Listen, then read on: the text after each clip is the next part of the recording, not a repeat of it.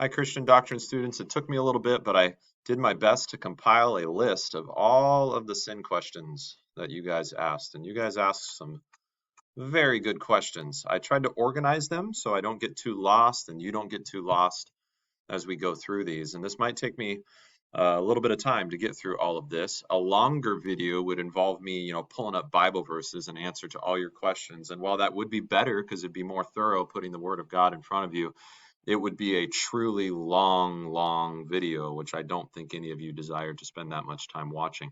So I'm going to try to do most of this from my memory of Scripture, which again is it's got some cons because we don't have the Bible verses right in front of us, but it has the advantage of being a lot quicker. So I'm going to do my best to be concise. Let's start with these questions under the category of the fall. Where does sin come from? Where did the concept of sin come from? When Adam and Eve were in the garden and the fall happened, was it Adam's fault or was it actually Eve's fault? Did Satan create sin or did Adam and Eve? Is Satan the real first sinner or is it still Adam and Eve? If man was created in the image of God, then how was it or how was man not able to resist the temptation of sin? All right, so there's a few kind of main ideas in these questions. First, just where does sin come from? Right? The most basic answer to that question is sin comes from the devil, right? And sin comes from Adam and Eve giving in to the devil's temptation and bringing sin into the human family as well. So now not just certain heavenly beings, fallen angels are sinners, now humans are sinners too because of that original sin that we read about in Genesis 3 or the fall. Now that doesn't fully answer the question where sin comes from, right? To fully answer that, you'd have to know like why did that heavenly being, right? The morning star or Lucifer, sometimes we call him in English. That goes from Hebrew into Greek, I think, into Latin, into English that we get Lucifer, which means something like light bringer, related to the morning star that he's called in the Old Testament prophets and how he has fallen. Um, like how did he fall and why? How did a good creature, a heavenly being, become a fallen creature? Why did he grow prideful? Why did he grow discontent with being a creature and instead wanted to be like God, the same way he tempted Adam and Eve? You won't die, you'll be like God. He wanted Jesus to worship him when he was tempting Jesus out in the wilderness for 40 days, right? But why? Why didn't he stay good? And we are not given that answer. So to me and others have noted that there's sort of an inexplicability to the origin of sin. There's some mystery there that we don't understand. And I think this is true also of your own human experience with sin. I think most people, in reflecting, especially Christians, in reflecting on their own sinfulness, if they ask themselves questions like, yeah, why did I make that choice? I knew better. I fully knew it was wrong. I knew it was not good in any way, and I still did it. Why? And we're just kind of dumbfounded by our own sin. Why? And we don't even know why, right? There's an inexplicability to both the origin of sin and I think to just the human experience of sin. Why do we sin when we know better? So sin, where did the concept come from? It came from creatures not being the good creatures God made them to be, somehow becoming corrupt and distrusting God in their hearts and then therefore disobeying God with their actions. All right, is it Adam's fault or Eve's fault? Right? Both is the answer. And we could probably try to get really analytical and figure out, who sinned first, Adam or Eve? Well, it appears Eve because she reached out and ate from the fruit first. But wasn't Adam sinning just by like watching it all happen and letting her and not speaking up? Yeah. Wasn't Eve sinning by not only listening to the serpent but believing his word over God? So weren't they both sinners in their heart, distrusting God's word before they even reached out and ate? Yeah. So who really did chronologically sin first? Was it Adam or Eve? And I don't know that there's a point in any of that. Adam and Eve fell together, right? It wasn't just like men who fell or women who fell. It was the first man and the first woman who fell, and we're their offspring, so we're fallen too. The whole human family fell with Adam and Eve. It's our fault, right?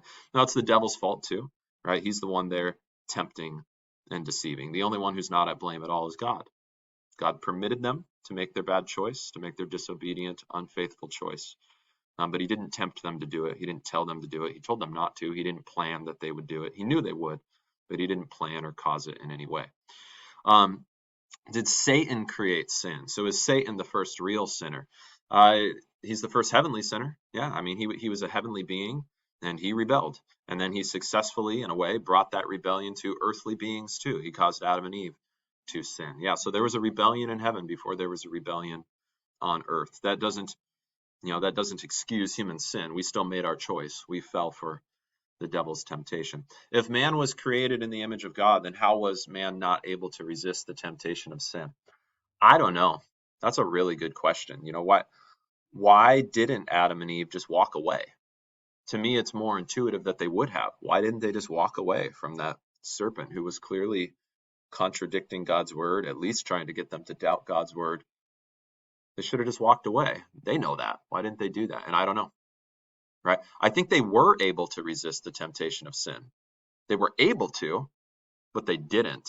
I think God had equipped them with everything necessary to be good. They are good. They just failed. All right. So hopefully that answers most of the questions under that category. Let's try another category here. I called this God and sin. Why did God allow sin to come into the world? Why did God create humans with the ability to sin? Also, why was Satan even in the garden? Why did God create Satan if he knew that he would turn on him and be the source of evil? Why did God create the devil if he knew the devil would bring sin into the world? Different set of questions. Why was the tree of knowledge of good and evil in the Garden of Eden in the first place? Why did God make the tree of the knowledge of good and evil if he knew that it would lead to sin? If God is so forgiving, then for those who sin and don't repent, why doesn't God allow them into heaven? Why does sin have so much power over us? Why does sin, looks like I repeated that, I don't know why. All right, so let's try to answer some of these questions. Why did God allow sin to come into the world? Why did God create humans with the ability to sin? God has clearly given heavenly beings and earthly creatures like humanity a will. For humans, this of course makes sense. God has a will, right? We pray in the Lord's Prayer, thy will be done. Well, we're the creatures made in his image. We have a will too. Our will was designed to be in alignment with God's will, that we would seek first his kingdom, that we would do what pleases him, because doing what pleases him is also good for us and would be pleasing to us. So because we have a will, we could also choose to do not what pleases God. We could choose to distrust, disobey, and we have. So God giving us a will means we have the potential to love him freely or reject him freely, trust him freely or distrust him freely. And unfortunately, we have chosen disobedience and sin. The devil, right? That's why he's the devil, because he chose disobedience and sin.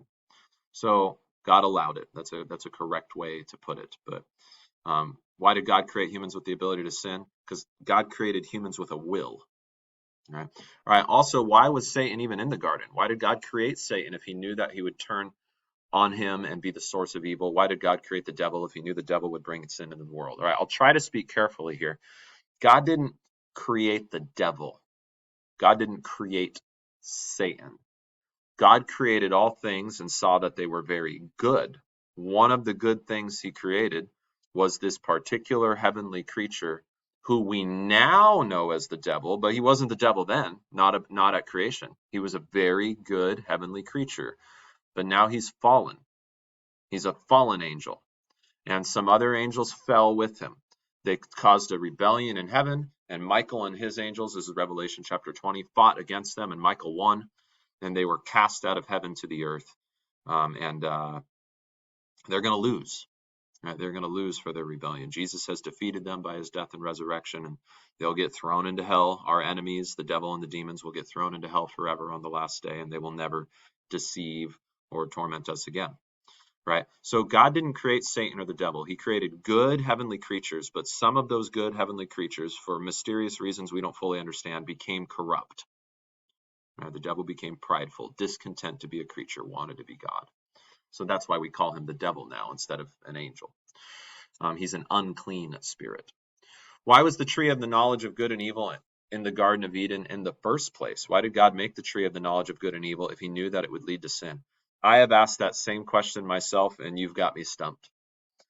I don't know. I know God is infinitely good, infinitely wise, and I know everything he created was good. So I know the tree of the knowledge of good and evil is a good tree. Otherwise, God wouldn't have made it. He only made good things. I know he put it there for good reasons. I know he told them not to eat of it for good reasons.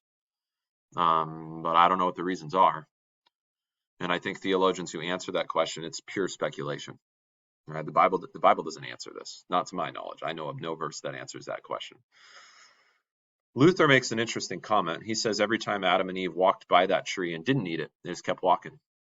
They were worshiping God by obeying him, by doing the good thing he made them to do. Eat of all the trees of the garden except that one.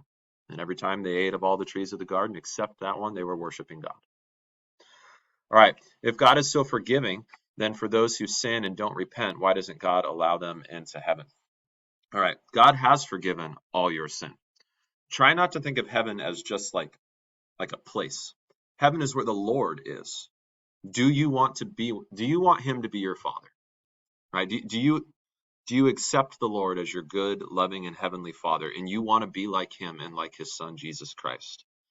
You have a desire for them, or do you reject them? You want nothing to do with him or with Jesus. Well, then if you want nothing to do with him, you'll get your way. He's not going to force himself upon you. So to repent is to say, Lord, I want to have everything to do with you. I believe in you.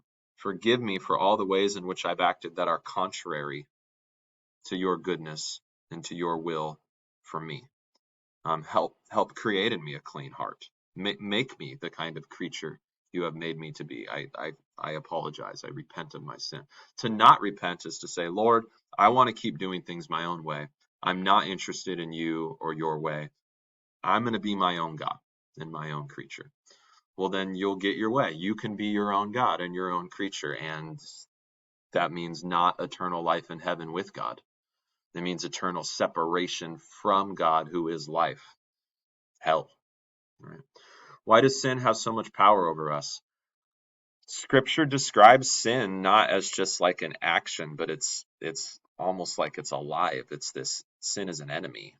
Sin is this creature almost, not really, but that has enslaved us, right? Listen to the way Paul read Romans 6-7 and listen to the way Paul talks about sin. He says it's like sin is crouching at the door ready to master you. That's the same sort of language that God uses about sin when he's talking to Cain after Cain murdered his brother Abel. Sin is crouching at your door, desiring, its desires for you. You must master it, right? So sin is this like condition inside of us trying to destroy us. And only Jesus can defeat it. Only Jesus can cure us, forgive us of sin, and change the kind of person we are by giving us his Holy Spirit. All right, let's try one more quick one. Sin's consequences. Why is sin death? Is it just because when we do it, we are away from God, who is life? Yeah, that's a good way to answer that question. God is life. To separate yourself from him by distrusting him, disobeying him, that is death. Don't think of life as just biological, just breathing. You are a body and soul creature. So yes, biological life is your body breathing, but spiritual life, your soul, is through your connection with God. You're believing in God, having his spirit within you. And if you don't believe in him and don't have a spirit, then you are spiritually dead. Paul says we were dead in our trespasses and sins, and then we were made alive together with Christ. So yeah, sin is death because it is separation from God, who is life. Does it state anywhere in the Bible the specific punishments that will come from sin in the afterlife, or is everything forgiven and forgotten? If you mean for believers, yeah, there is no punishment in the afterlife for believers. God has forgiven and forgotten all of our sin. Jesus put our sin away on the cross. If you mean for unbelievers, well, for unbelievers, they've rejected the one who forgives them. So they will be punished. We don't get like specific punishments, but we do get language, how figurative or literal it is, I'm not entirely sure, about fire and torment and darkness and suffering and weeping and gnashing of teeth regarding hell, right? Again, that was made for the devil, not for you or for me. We were made to believe in Jesus and live forever. Is there a possibility that sin could come back into the world after God perfects the world after end times? No, because there's going to be no suffering or death or crying in the new world, which means there'll be no sin, which is the cause of all those things. So no, the new heavens and new earth are not going to be corrupted or corruptible. I'm not entirely sure why that is, or if the Bible directly answers that, but we don't have to worry of another fall in the new heavens and new earth. All right, that's the end of this video. I'll make a couple more parts to answer the other questions.